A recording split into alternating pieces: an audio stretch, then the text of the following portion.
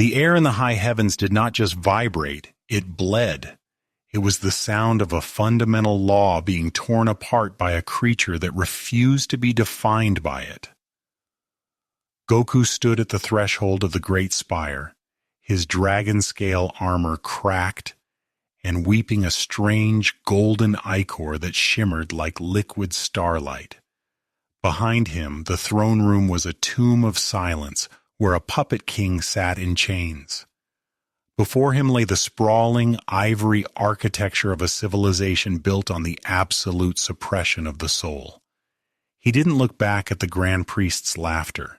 He looked toward the distant blue speck of earth where a golden sigil, a divine noose, was tightening around the throats of those he loved. His knuckles split not from a punch, but from the sheer pressure of the dragon seed inside him demanding a price for the power to commit the unthinkable. For the first time in his life, Goku didn't want a fair fight. He wanted an ending. Before the stars witness the final breath of a legend, walk with us through the ashes of the divine, so that the memory of his sacrifice is never erased from the tapestry of time. The great spire of the high heavens did not recognize the concept of a shadow. It was a place of eternal antiseptic radiance, where the light did not come from a sun but from the oppressive weight of angel law itself. Every pillar was a decree. Every hallway was a manuscript of absolute control, but as Goku stepped away from the throne room, he brought the darkness with him. It wasn't the darkness of evil, but the heavy, suffocating shadow of a man who had realized that his morality was a cage. His dragon-scale armor, once a shimmering testament to his evolution, was now jagged and scorched, leaking a trail of golden ki that hissed against the pristine marble floors like acid. He didn't run. He didn't fly. He moved with a predatory rhythmic gait that felt like the ticking of a doomsday clock. Inside his mind, the dragon seed didn't just pulse, it screamed. It showed him the veins of the celestial city, glowing, translucent filaments of power that connected the Grand Priest's fingertips to the throat of the multiverse. He could see them now. The invisible strings of authority that turned Xeno into a puppet and Earth into a target. Goku's breath came in ragged, burning hitches. He wasn't looking for a rival to test his limits. He was looking for the heart of the machine. The first node was the Hall of Eternal Scribes, a cathedral-sized chamber where lower-tier angels sat in rows, their quills carved from the bone of dead stars, perpetually rewriting the permissions of reality. If a world was too chaotic, they erased its joy. If a hero was too strong, they edited his destiny. As Goku entered the hall, the silence was absolute. The scribes did not look up. They were extensions of the Grand Priest's will, devoid of ego, moving with a terrifying synchronized grace. To them, Goku was not a friend or a savior. He was a syntax error in the grand equation of heaven. The lead scribe, an entity of pale light and no face, finally raised a hand. With a flick of a finger, he commanded the air around Goku to solidify into a crystalline cage of absolute stagnation. In the past, Goku would have searched for a gap in the defense, a way to power through with a shout and a surge of Super Saiyan Blue. But that Goku had died the moment he saw the golden sigil over his house. The dragon god within him didn't fight the cage. He ignored the concept of its existence. Goku raised his hand, his fingers curling into a claw. He didn't fire a beam. He reached out and grabbed the very law the scribe had cast. With a sickening sound of shattering glass, he tore the spell apart with his bare hands. The recoil sent a shockwave of denial through the scribes. For the first time in an eon, the pens stopped moving. The lead scribe's light flickered, a momentary lapse in its divine composure. It tried to speak, to utter a command of erasure, but Goku was already there. He didn't use a technique. He used an execution. Goku did not strike with the enthusiasm of a martial artist. There was no battle cry, no defiant roar to shake the heavens. There was only the sound of a heavy, final footfall against the ivory floor. He reached out and gripped the lead scribe by the throat. The angel's neck felt like cold porcelain, vibrating with the stolen energy of 1,000 silenced worlds. In Goku's eyes, the familiar spark of Saiyan joy had been replaced by a deep, ancient furnace of dragon law, a power that did not seek to win a match, but to restore a balance that the heavens had spent eons tilting in their favor.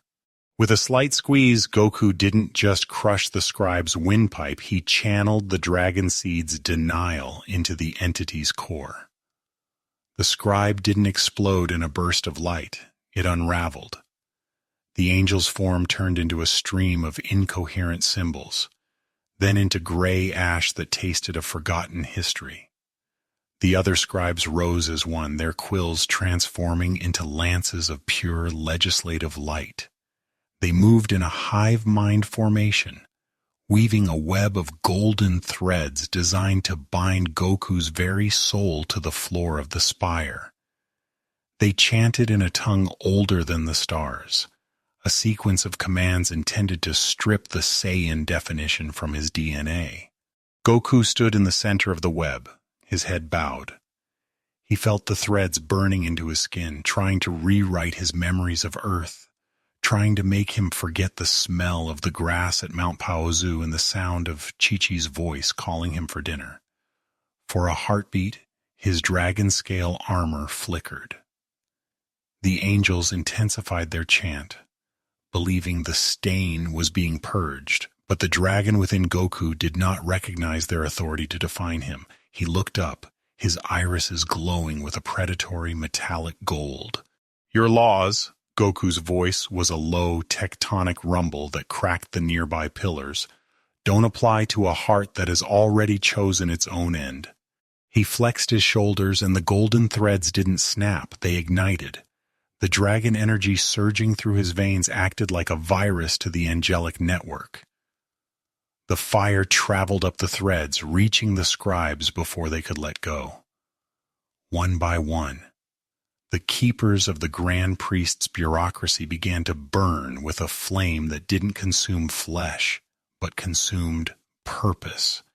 They screamed, a sound the high heavens had not heard since the dawn of time, as their quills melted and their manuscripts of control turned to cinders. The Hall of Eternal Scribes, the nerve center of celestial governance, began to collapse. Goku walked through the fire, his boots crunching on the fragments of broken laws.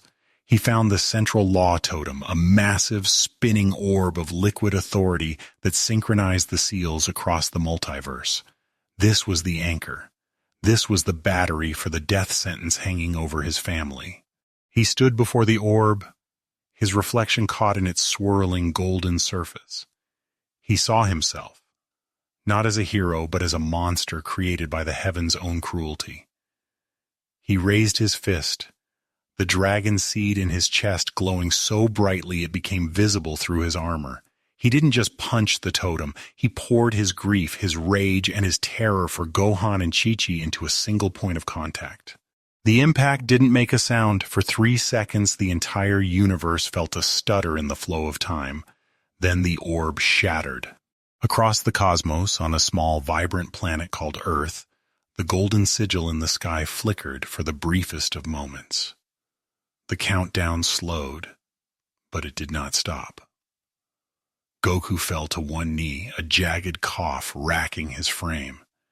His body was starting to pay the price. To break a divine law, one had to sacrifice a piece of their own reality. He looked at his hand. The skin was becoming translucent, the permission for his physical form to exist beginning to fray at the edges, but he wasn't finished. There were more nodes, more priests, more locks to break before he could face the jailer. The destruction of the law-totem sent a tidal wave of metaphysical feedback through the spire.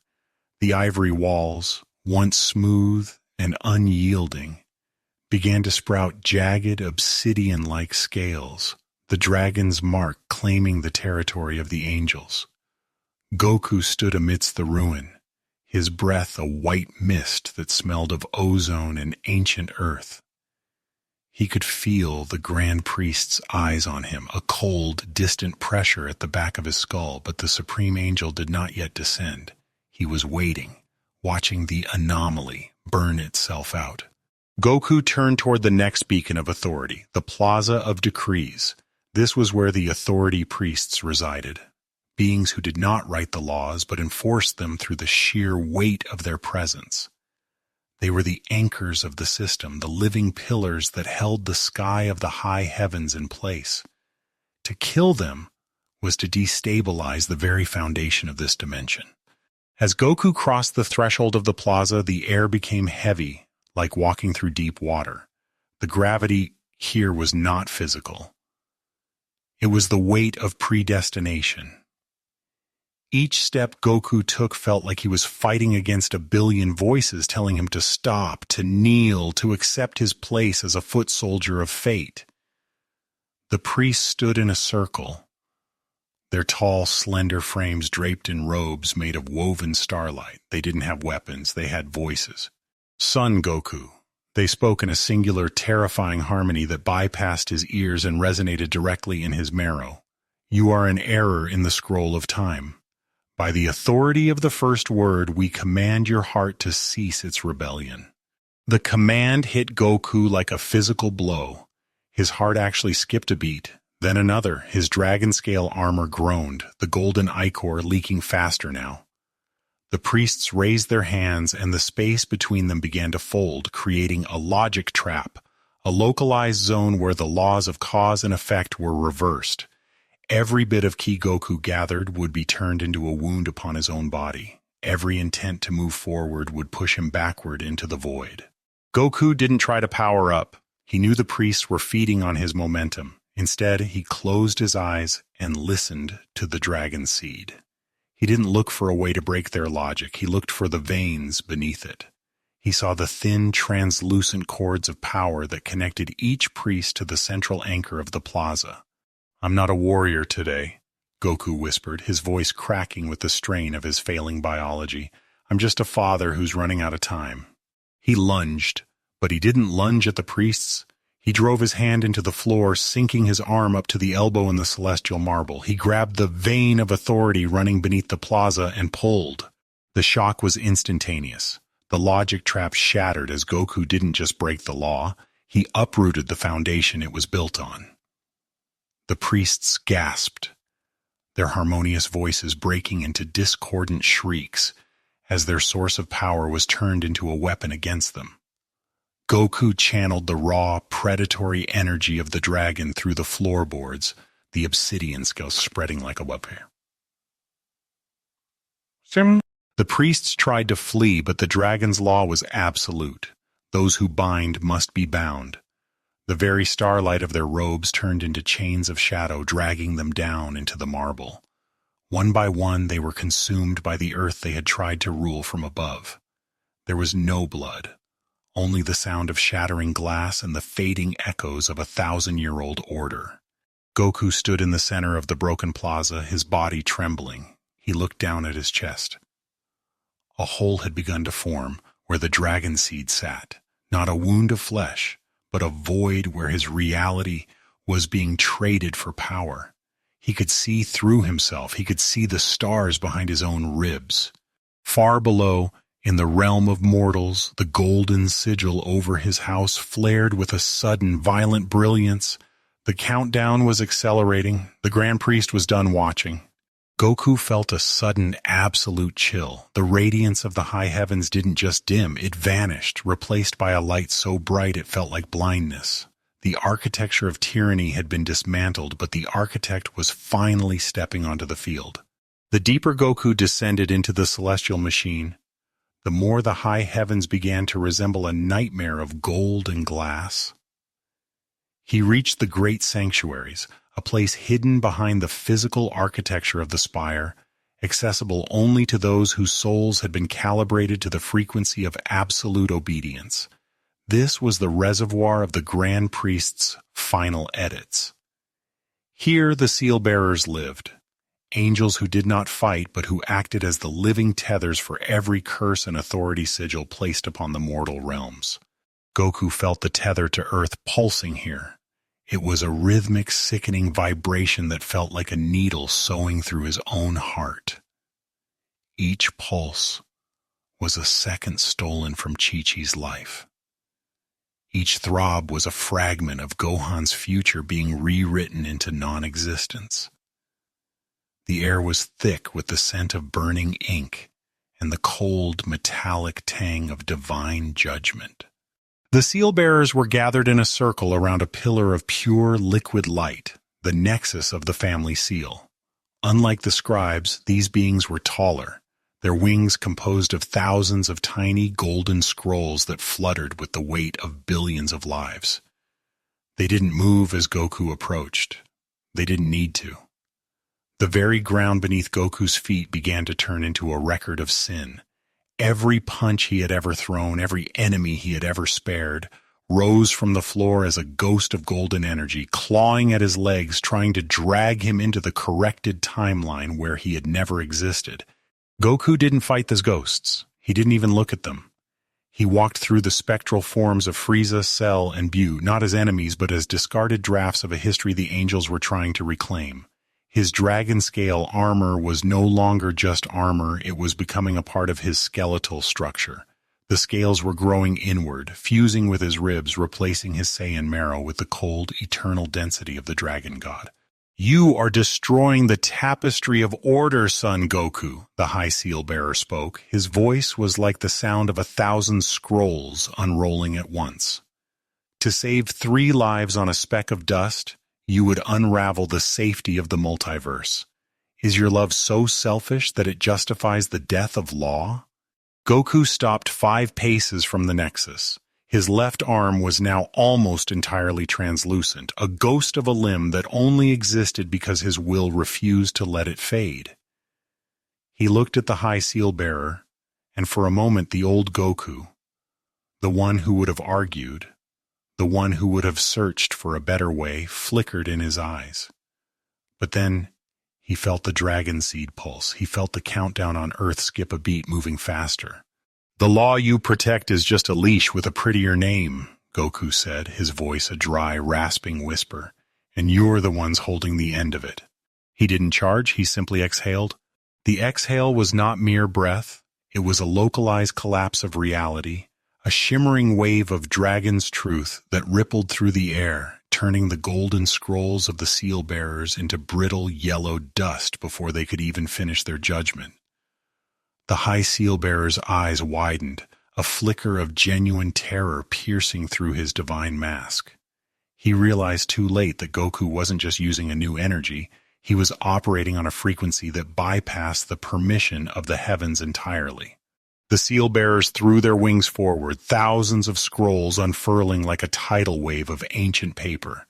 They attempted to wrap Goku in a mummy of law, a binding that would force his soul to experience 1,000,000,000,000 years of isolation in a single microsecond.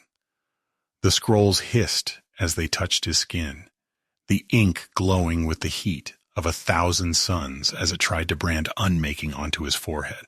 But Goku did not struggle. He moved through the storm of paper like a ghost walking through a memory. Every scroll that touched him didn't bind. It simply ceased to be. He reached the central nexus, the pillar of liquid light, and placed both hands upon it. The contact was agonizing. The nexus was the concentrated weight of the Grand Priest's authority over the mortal realm. To touch it was to feel every execution, every erasure, and every cold, calculated decision ever made by the high heavens. Goku's teeth cracked under the pressure. His dragon-scale armor didn't just break, it began to peel away from his flesh, taking layers of his reality with it. His right shoulder vanished into a cloud of golden mist, leaving only the glowing skeletal structure of the dragon seed's power. "Stop!" the High Seal-bearer screamed, his voice no longer harmonious but jagged with desperation. "If you break the nexus, the feedback will erase you. You will not just die, you will never have been. Your children will have no father to remember. Goku looked through the pillar of light, his vision blurring. He didn't see the angel, he saw the small kitchen table at home. He saw the half-finished bowl of rice Gohan had left. He saw the look of quiet worry Chi-Chi always hid behind a smile. "If they're safe," Goku rasped, his voice sounding like two mountains grinding together, "then a memory is a small price to pay." He didn't pull, he didn't push. He simply opened his heart and let the dragon seed drink. The Nexus, designed to output authority, suddenly found itself being siphoned by a void that had no bottom. The liquid light began to flow into Goku, turning his veins into conduits of white-hot agony. The pillar groaned, the crystal structure at its base shattering as the tether to Earth began to vibrate with a frequency of pure destruction. On Earth, the golden sigil in the sky let out a scream that could be heard by every living creature. It began to crack, shedding flakes of celestial gold like burning snow. For a moment, the countdown stopped. The noose loosened. In the sanctuary, the high seal-bearer fell to his knees as his own wings began to dissolve into ash. The system was failing. The scribes of erasure were being erased by the very man they had tried to delete. But as the Nexus shattered in a final, blinding explosion of sovereignty, Goku felt a sudden, absolute silence. The feedback didn't just hit his body, it hit his timeline. His memories flickered. He saw himself as a child in the woods, but the face of Grandpa Gohan was blurred. He saw the tournament with Piccolo, but the sky was a featureless gray. The heavens were exacting their toll. As the light faded, Goku stood in the center of a crater of broken glass. He was barely a man anymore. He was a shimmering, translucent outline of a warrior, held together only by the glowing core of the dragon seed in his chest. Then the temperature in the room dropped to absolute zero. The air didn't just move, it bowed. The Grand Priest didn't walk into the room. He simply was there, standing amidst the ruins of his most sacred sanctuary. He wasn't smiling anymore. His violet eyes were twin voids of cosmic fury, and in his hand he held a single slender needle of light, a weapon of absolute judgment. "You have broken my tools, Son Goku," the Grand Priest said, his voice a whisper that felt like a blade against Goku's throat. "Now I shall break the soul that dared to touch them." The Grand Priest did not take a stance. He did not need to. To him, movement was a concession to the limitations of space, and he was the one who defined space. He stood perfectly still. Yet the distance between him and Goku seemed to fluctuate, stretching and compressing like a dying lung. The needle of light in his hand, the sting of finality, was not a physical object. It was a concentrated point of no. It was the celestial equivalent of a period at the end of a sentence that had gone on for too long. "You believe you have saved them," the Grand Priest said, his voice devoid of the warmth he usually wore like a mask. "You have only ensured that their end will be more exquisite. By destroying the Nexus, you have forced me to personally oversee the correction of this timeline. I will not use a sigil. I will use my own hand." He moved, not through the air, but through the very concept of now. In a microsecond, the needle was inches from Goku's forehead. Goku's dragon instinct, sharpened by the proximity of his own extinction, screamed. He didn't try to block. He knew that to touch the needle was to invite total erasure. Instead, he collapsed his own presence. He allowed the dragon seed to pull his remaining physical atoms into the void between veins, slipping through the stitchwork of reality just as the needle passed through the space where his brain had been a moment before. The needle struck a pillar behind him. The pillar didn't break, it simply vanished, leaving a hole in the universe that bled a static-filled silence. Goku reappeared 10 paces away, coughing up a mouthful of that same golden, starlit ichor. His legs were shaking, the muscles turning into translucent gossamer. He was fighting a war on two fronts, the Grand Priest in front of him and the law of entropy within him. The memories of Gohan's first steps were fading into a gray blur. He had to move. He had to find the remaining nodes before he forgot why he was fighting. "The dragon seed is an ancient parasite, son Goku," the Grand Priest remarked, turning with a slow, terrifying grace. "It feeds on the desperation of mortals. It promises you the power to break laws, but it never tells you that you are the fuel. With every breath you take, you are burning the history of your own soul." "Then let it burn," Goku rasped, his voice sounding like it was coming from the bottom of a deep well, "as long as the light reaches them." He didn't wait for a rebuttal. Goku gathered the last of his coherent ki and slammed his palms together. He didn't fire a Kamehameha. He triggered a dragon pulse, a violent outward expansion of primal truth designed to disrupt the Grand Priest's connection to the local reality. The sanctuary exploded in a kaleidoscope of obsidian scales and white light. Under the cover of the metaphysical chaos, Goku didn't fly. He fell. He let the dragon veins beneath the floor pull him down, dragging his flickering soul through the bedrock of the high heavens, away from the sanctuaries and toward the distant humming energy of the next target. The Grand Priest stood in the center of the clearing smoke, his pristine robes untarnished. He didn't give chase. He didn't need to. He looked down at the floor where Goku had vanished, a thin, cruel smile finally returning to his lips.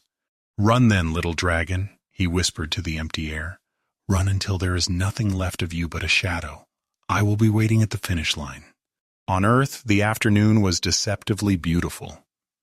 In the mountains of Paozu, the wind carried the scent of pine and the distant, rhythmic sound of a river that had forgotten how to be hurried. Chi-Chi stood on the porch, a basket of laundry at her feet, her eyes fixed on the horizon. She didn't know why, but for the last hour the sunlight had felt heavy, not hot, but burdensome, as if the rays of the sun were pressing against her skin with the weight of an unsaid goodbye. She looked up at the sky, squinting. To any mortal eye, it was a flawless blue. But in the reflection of a nearby puddle, the sky was different. A faint, intricate geometry of gold was etched across the firmament, a spider web of divine light that pulsed with a slow, predatory heartbeat. It was a noose made of stars. Gohan sat at the kitchen table, a book open before him, but he hadn't turned a page in 20 minutes. His hand was trembling. As a scholar, he sought logic. As a warrior, he felt the truth. He could sense a pressure in the atmosphere that shouldn't exist. A frequency of ki so high it was silent, yet so dense it made his bones ache. It felt like the universe was holding its breath, waiting for a hammer to fall. He didn't know his father was currently a ghost tearing through the foundations of heaven. He only knew that the air tasted like copper, and his heart felt like it was being watched by something that didn't believe he had the right to breathe. Millions of miles away, in the between spaces that separate the mortal dimensions from the divine, Goku was screaming without a voice. He had fallen into the interstitial void where the Grand Priest hid the nodes of authority, the physical anchors that tethered the family seal to the Earth's core. Each node was a black glass obelisk, humming with a sound that felt like a drill against his consciousness. Goku's body was no longer a vessel, it was a battlefield. The dragon seed had bloomed into a jagged, crystalline heart that was slowly calcifying his organs. His left leg was now entirely translucent, a shimmering silhouette of intent that only held its shape because he refused to let go of the image of his home. Every time he struck a node, a piece of his own history was the price of admission. To break a law of heaven, you had to surrender the memory of why you were breaking it. He stood before the first of the 3 final nodes. It sat in a sea of gray sand, protected by a sphere of indifference, a field that stripped a person of their motivation the moment they entered. As Goku stepped into the field, the rage that had fueled his rampage began to drain away. The faces of Gohan and Chi-Chi started to feel like characters in a book he had read a long time ago. Why was he here? Why was he hurting? The silence of the void was so much kinder than the agony of his failing heart. The indifference was not a weapon, it was a thief. It moved through Goku's mind like a cold fog, dampening the fires of his Saiyan spirit until they were nothing but embers. He looked at the black glass obelisk, the node, and found he no longer hated it. He didn't even care that it was the anchor for his family's execution. The word family itself was beginning to lose its weight, becoming a hollow sound, a set of syllables without a soul. He stood in the gray sand, his hands hanging limp at his sides, his translucent body flickering like a candle in a drafty room. "Why fight?" a voice whispered. Not the Grand Priest's, but his own, echoed through the lens of the sphere. "The universe is vast, and you are but a moment. Let the law take them. Let the silence return. There is no pain in the void." Goku's knees hit the sand. The dragon seed in his chest, usually a roaring furnace, slowed to a rhythmic, heavy thud. He began to close his eyes, the gray horizon promising a peace he had never known in a life defined by conflict. But as his consciousness began to drift, a sudden sharp pain flared in his palm, the scale-shaped mark he had received in the dragon void. It didn't burn with ki, it burned with memory. It was a small memory, one the heavens hadn't deemed important enough to steal yet. The calloused texture of his own hands as he held a much smaller, softer hand during a walk through the woods. He couldn't see the face of the child, but he could feel the trust in that grip. It was a tether. It was a definition.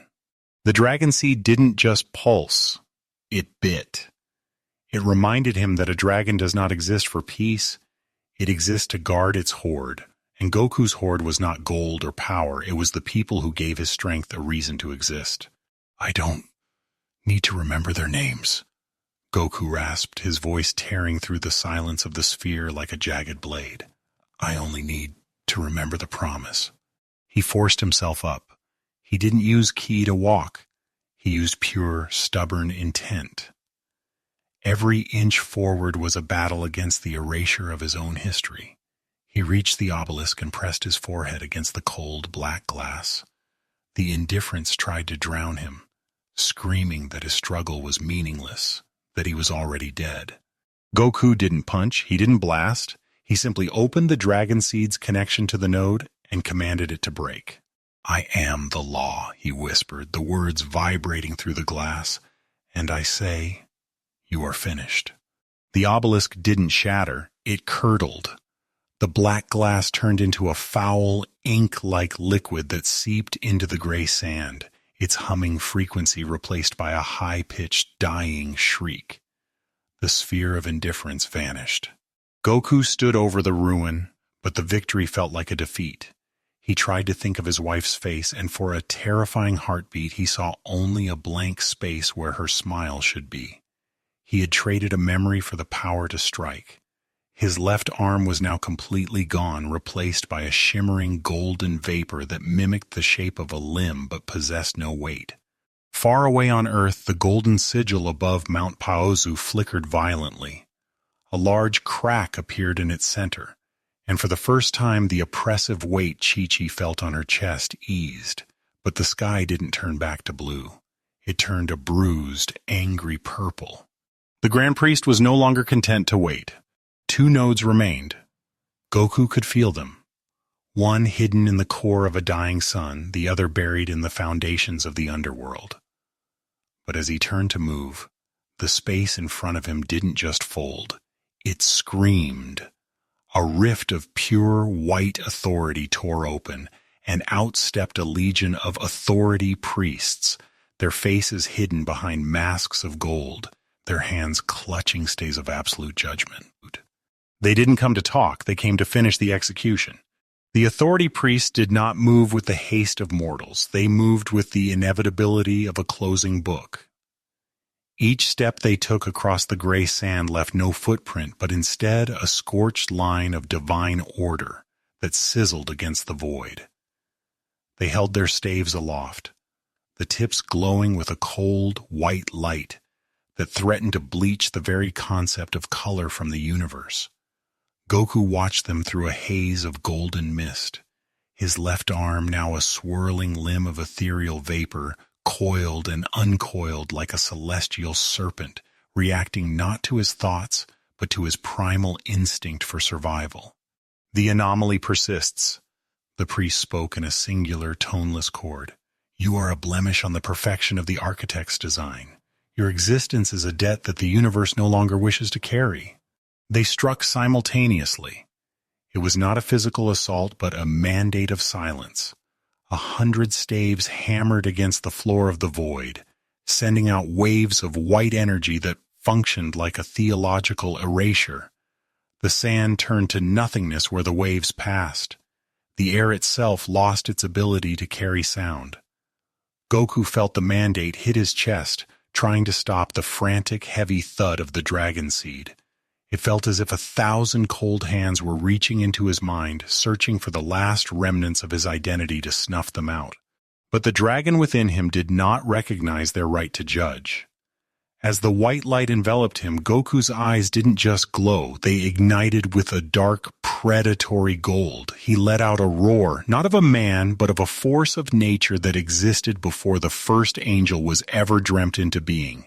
The golden vapor of his missing arm surged outward, expanding into a massive, translucent claw that swept through the front rank of the priests. They didn't bleed. They shattered like frozen statues, their masks of gold splintering into 1,000 fragments that vanished before they hit the ground. Goku moved through the remaining legion like a storm through a field of wheat. He didn't use martial arts. He used dragon breath, a silent, devastating exhale of raw authority that stripped the priests of their divine armor and left them as nothing but flickering, terrified sparks of light. He was a ghost hunting gods. With every priest he extinguished, he felt his own weight decreasing. He was becoming more dragon than Saiyan, more law than life. He could no longer remember the color of Gohan's gi. He couldn't remember the taste of a senzu bean. The higher he ascended in power, the more of his mortal self he had to leave behind as a toll. He broke through the legion and turned his gaze toward the second beacon, the dying sun. It hung in the distance, a bloated crimson sphere that was being used as a furnace to power the planetary seals. Within its core lay the second node of authority, protected by the sheer, crushing density of a collapsing star. Goku didn't hesitate. He launched himself toward the red giant, his translucent body trailing a wake of golden fire.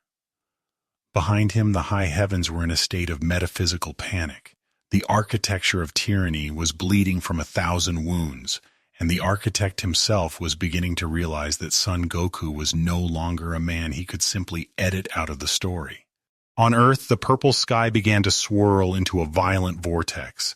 Chi-Chi fell to her knees, her hands clutching her head.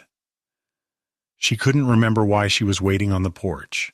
She couldn't remember who she was supposed to make dinner for. The erasure was working from both ends. Goku was destroying the system, and in response, the system was eating the very memories he was fighting to save. Goku plunged into the surface of the dying sun. The heat was beyond physical. It was the thermal weight of 1 trillion years of history. But as his skin began to char and his dragon-scale armor melted into liquid gold, he saw it. The second black glass obelisk, sitting at the very center of the star's gravity, humming with the sound of a universe being forced to obey. The core of the dying sun was not merely a place of fire, it was a place of absolute crushing silence. Here, the gravity was so intense that light itself was forced to kneel, and time was stretched into a thin, agonizing wire. As Goku descended deeper, his physical form began to surrender.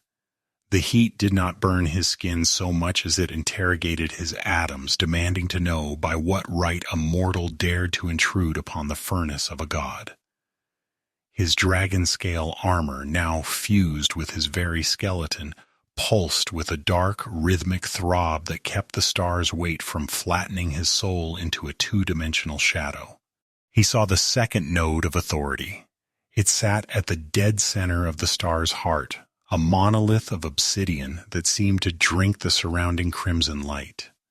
It was the anchor of divine constancy. Its purpose was to ensure that once a decree was spoken by the Grand Priest, it could never be undone by the passage of time. It was the reason the golden sigil over Earth refused to fade, even as Goku dismantled the scribes and the priests. Goku reached out with his right hand, the only part of him that still felt solid. The closer he got, the more the sun's core resisted him. The solar fire crystallized into jagged spears of pure definition, stabbing through his translucent chest, trying to pin him to the fabric of the star. Each spear that pierced him didn't just cause pain, it extracted a legacy. He felt the memory of his first martial arts lesson with Grandpa Gohan dissolve. The image of the orange gi, the smell of the damp forest, the sound of the old man's laughter. It all turned into gray ash and blew away into the solar wind. Goku gasped, a sound that died instantly in the vacuum, but he did not pull back. He couldn't remember who the old man in the woods was, but he could still feel the warmth of the love that had been planted there. The heavens could take the facts, but they couldn't yet starve the feeling. Is this all you have? Goku's thought echoed through the dragon seed, vibrating with a frequency that began to crack the obsidian node. He didn't punch the obelisk. He leaned his entire weight against it, his translucent body overlapping with the black glass. He began to chant, not a prayer, but a series of dragon edicts that the seed whispered into his marrow. With every word, the dying sun trembled. The red light began to turn a sickly pale gold as Goku siphoned the star's remaining life force, funneling it directly into the node as a surge of overcapacity. The obelisk groaned. Spiderweb fractures spread across its surface, leaking a thick, black smoke that smelled of dead timelines. In a final desperate act of self-preservation, the node flared with a pulse of erasure. It struck Goku point-blank, aimed at the very core of his identity. In that moment, the name Son Goku vanished from his mind. He stood in the center of a star, a nameless warrior with a hollow chest and a ghost's limb, looking at a piece of glass he no longer remembered why he hated. The silence of the sun was inviting. The darkness was a blanket. He started to let go. But then, a pulse came from the dragon veins, not from the heavens, but from Earth. It was a cry, a single sharp note of terror from a boy who was watching the sky turn into a tomb. Goku, the entity that had once been Goku, didn't need a name to recognize that cry. A dragon does not need a name to know its kin is in danger. He roared. It was a sound that tore the dying sun in half. He drove his translucent fist through the center of the obelisk, his dragon seed exploding with a brilliance that outshone the star itself. The node shattered into 1 billion microscopic shards. The feedback was cataclysmic. The dying sun, its anchor gone, collapsed inward for a microsecond before erupting in a silent, beautiful supernova of golden dragon fire. The shockwave rippled through the dimensions, tearing through the Grand Priest's surveillance mirrors and shattering the windows of the high heavens. On Earth, the purple vortex in the sky was momentarily blown apart by a golden wind. Chi-Chi looked up, tears streaming down her face, her heart suddenly aching for a man she could no longer name, but whose absence felt like a hole in the universe. Goku was cast out of the explosion, a flickering cinder of a soul drifting through the cold void between worlds. He had one node left, one final lock, but as he tried to gather his strength, the void in front of him darkened. The Grand Priest was no longer watching from his throne. He stood in the path of the drifting cinder, his hands clasped behind his back, his eyes burning with the cold fury of a creator whose masterpiece had been defaced. "You are nothing now," the Grand Priest whispered, the sound carrying across the vacuum. "No name, no past, no body. You are merely a ghost holding a stolen seed, and ghosts have no standing in my court." He raised his hand, and the stars themselves seemed to align behind his fingers, forming the barrel of a weapon that didn't aim at Goku's life, but at the very permission for his soul to exist in the next second. The void between dimensions was no longer empty. It had become a courtroom where the judge and the executioner were the same entity, and the defendant was a flickering shadow of a man who had forgotten his own name. The Grand Priest did not radiate power in the way a mortal or even a god of destruction might. He did not leak energy. Instead, he seemed to absorb the very concept of possibility from the space around him. Where he stood, the universe was finished, polished, and closed. He was the architect of the status quo, and Goku was the crack in the foundation that had finally become too wide to ignore. "There is a tragic redundancy in your struggle," the Grand Priest said, his voice echoing not through the vacuum, but through the very fabric of the dragon seed inside Goku's chest. "You have traded your history for power, thinking that by losing yourself, you could save them. But a law is not a physical object you can break with a fist. A law is a definition, and I'm the one who defines." Ooh. The Grand Priest raised his hand, and the stars in the distant galaxies seemed to shudder. He didn't take a fighting stance. He simply extended a single finger, and the sting of finality returned. Not as a needle this time, but as a pillar of absolute terrifying whiteness that stretched across the horizon of the void. This was absolute judgment. It was not designed to cause pain. It was designed to reach into the timeline and remove the permission for Son Goku to have ever been born. Goku, or the shimmering golden vapor that remained of him, felt the weight of the judgment before it even moved. It felt like a cold, iron curtain falling over his soul. He looked down at his chest where the dragon seed sat like a dying ember. He couldn't remember his sons. He couldn't remember the woman with the black hair who had looked at him with such fierce, protective love. But he could feel the hollow where those memories used to be, and that hollowness was more painful than any wound the Grand Priest could inflict. The pillar of white light lunged. It moved at the speed of thought, bypassing the laws of physics. Goku didn't dodge. There was no away to move to when the attack was aimed at his existence itself. Instead, he did something the Grand Priest had not anticipated. He didn't fight the light. He invited it. He opened the jagged, crystalline gates of the dragon seed and allowed the absolute judgment to pour into his very core. The agony was beyond description. It was the feeling of being unmade, molecule by molecule, second by second. His remaining right arm vanished into a spray of golden sparks. His legs dissolved into the gray sand of the void. He was nothing now but a screaming heart of dragon glass, suspended in a sea of white erasure. "You would consume your own execution?" the Grand Priest mused, his brow furrowing for the first time in an eon. "A futile gesture. You are merely accelerating the end." But inside the white-hot center of the judgment, the dragon within Goku was waking up. A dragon does not care for definitions. A dragon does not recognize the permission of an architect. To a dragon, the only law is the strength of the horde it protects. And Goku's horde was the life he had lived, the friends he had made, and the family that was currently being erased from his mind.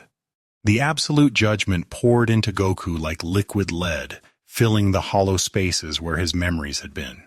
The Grand Priest watched with a clinical, detached curiosity, expecting the golden vapor of Goku's soul to simply blink out of existence. To the angels, reality was a script, and when the architect drew a line through a word, that word ceased to have meaning. But as the white light reached the very center of the dragon seed, something shifted. The no of the heavens met the am of the primal deep. A dragon does not ask for permission to exist. It simply Inside the white-hot erasure, the nameless entity that had been Son Goku stopped trying to hold on to his past. He realized that the Grand Priest's power relied on the target having a definition, a name, a history, a place in the hierarchy. By erasing Son Goku, the Grand Priest had accidentally created an unbound variable. He had created a force of nature that had no name for the law to catch, no ego for the judgment to crush.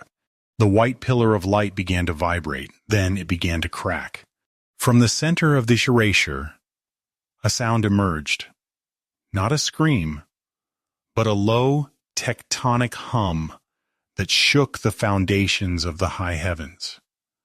The golden vapor didn't dissipate, it condensed. It turned into a swirling, violent vortex of obsidian and gold.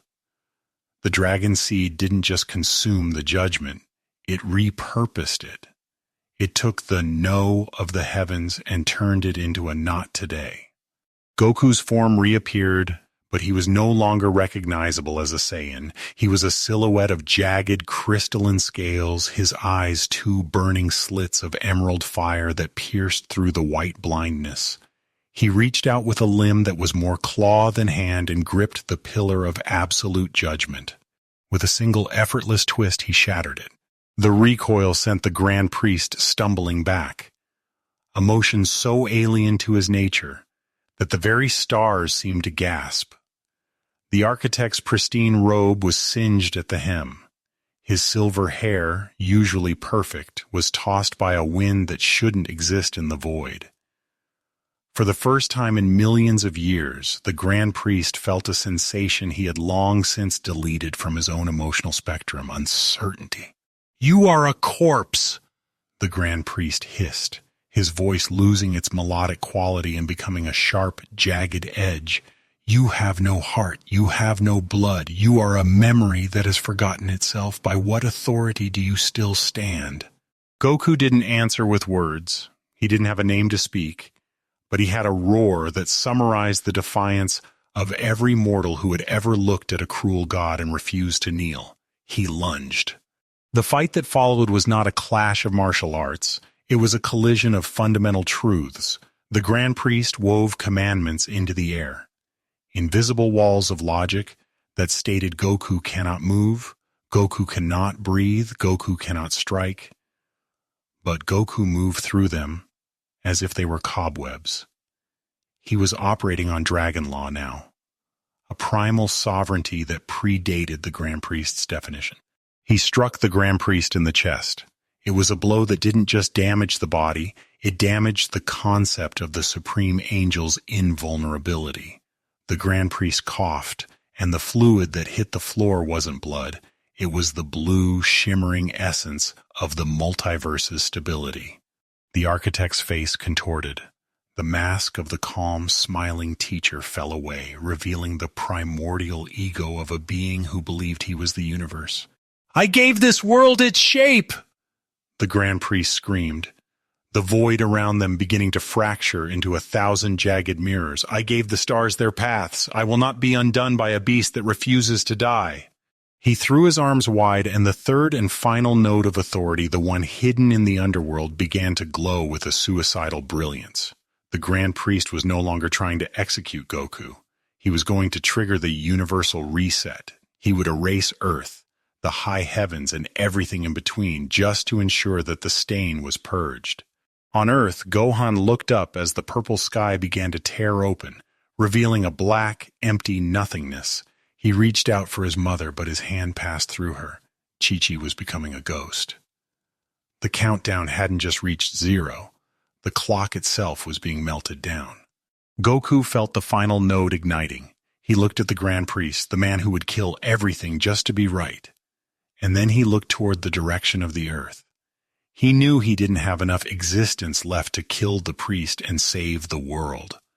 The dragon seed was a dying star, and he was the fuel. He made his choice. The choice was not a calculation. It was an instinct that lived in a place deeper than memory. The entity that had once been Son Goku turned his back on the Grand Priest.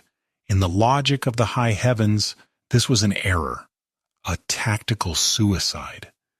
To leave an enemy like the architect at your back was to invite a strike that would unravel your soul.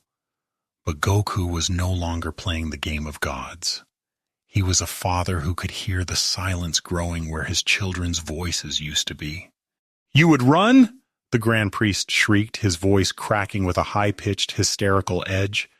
"You would abandon the fight to save a dying breath? You are nothing. You are a hollow shell." The Grand Priest lunged, his hand transforming into a blade of pure, compressed ending. He drove the weapon into Goku's back, the point emerging from the center of the dragon seed in his chest. The white light of the priest's fury met the dark, obsidian fire of the dragon's heart. Goku didn't even flinch. He used the momentum of the strike to propel himself faster, diving through the fractured mirrors of the void, descending toward the roots of the multiverse where the underworld bled into the foundations of reality. He was falling through the hells of forgotten things, a place where the shadows of every erased timeline were kept in cold storage.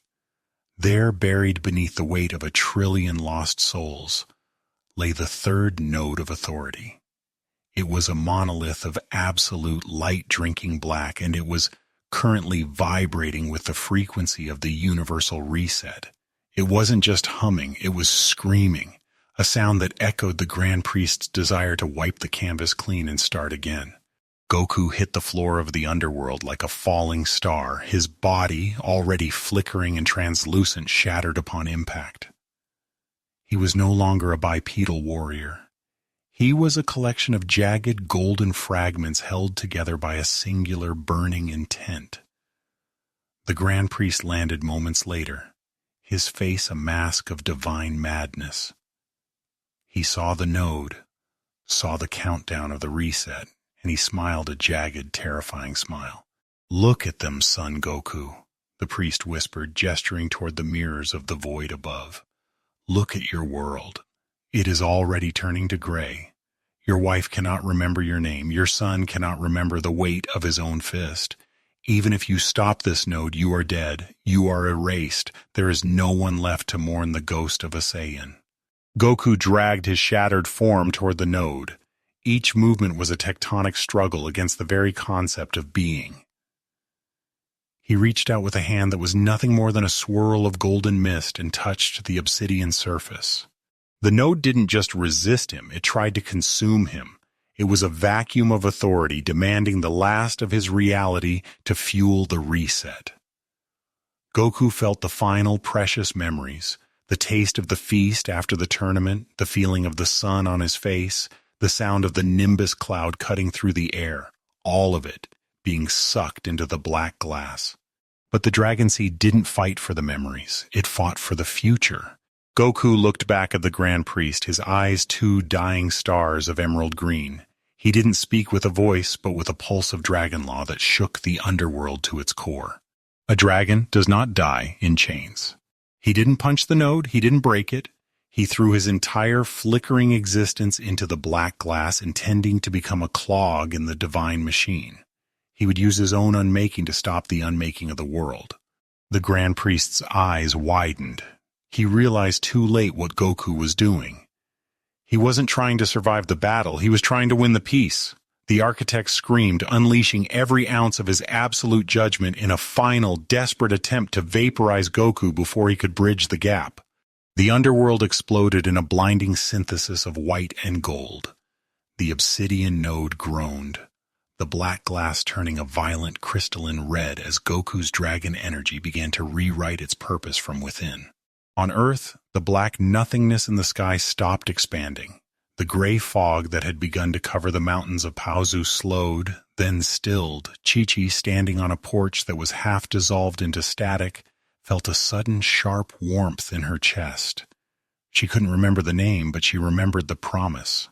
In the underworld, the explosion faded into a heavy, oppressive silence. The node sat cracked and silent, its red glow fading into a dull, harmless ash. The universal reset had been paused, the noose had been cut, but Goku was gone.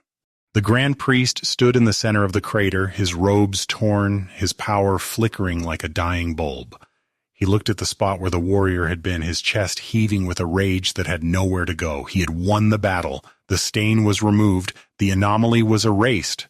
But as he looked up, he saw a single golden scale drifting through the air.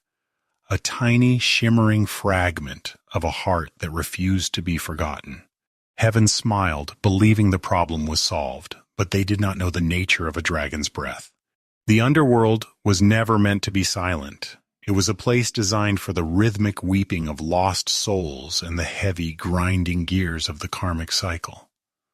But as the smoke cleared from the shattered third node, the silence was absolute. It was the silence of a void that had been filled with something too heavy for death to carry.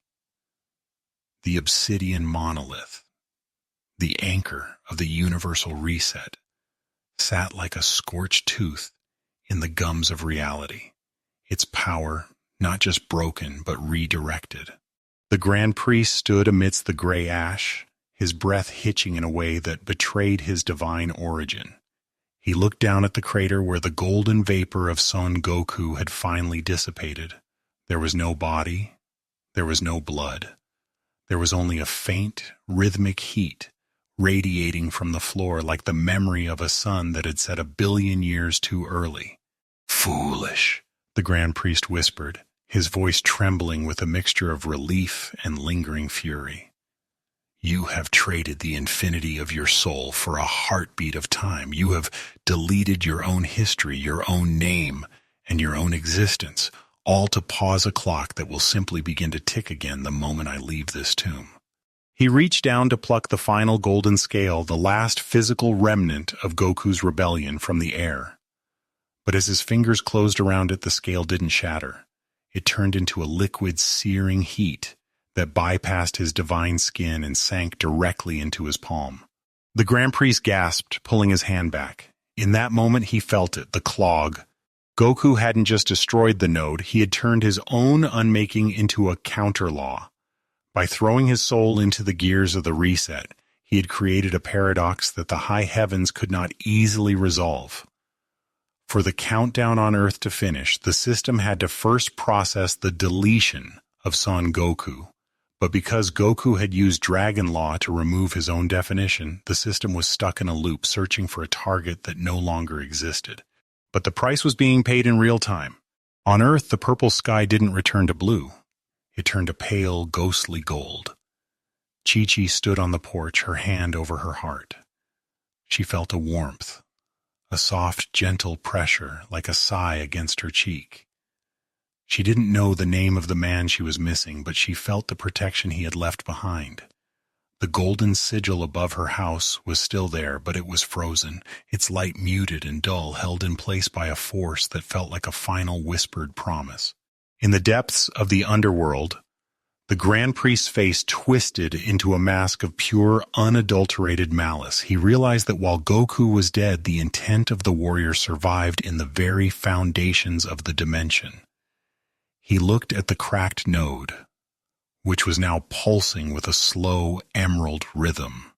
"You think a breath is enough?" the priest spat, raising his staff. The weapon glowed with a terrifying, concentrated whiteness, the absolute judgment's final form. "I will not wait for the system to find you. I will erase the very space you occupied. I will burn the underworld until even the silence is gone." But as he prepared to strike, the dragon seed, or what was left of it inside the node, did not flinch. Instead, it released its final exhale. It wasn't a blast of ki, it wasn't a roar, it was a divine exhale, a shimmering wave of golden energy that surged upward from the underworld, cutting through the layers of the multiverse like a needle through silk. It bypassed the Grand Priest's strike, ignoring his power entirely. This was Goku's final act of agency, a portion of his stolen divinity sent across the cosmos to serve as a shield for those who no longer knew his name. The exhale reached Earth in an instant. It wrapped around Mount Paozu, weaving itself into the atmosphere. It didn't destroy the Grand Priest's seal. It defined it out of the current reality. It paused the countdown, not for a second, but for as long as the Dragon Law remained in the soil. Back in the underworld, the effort of the exhale was the final toll.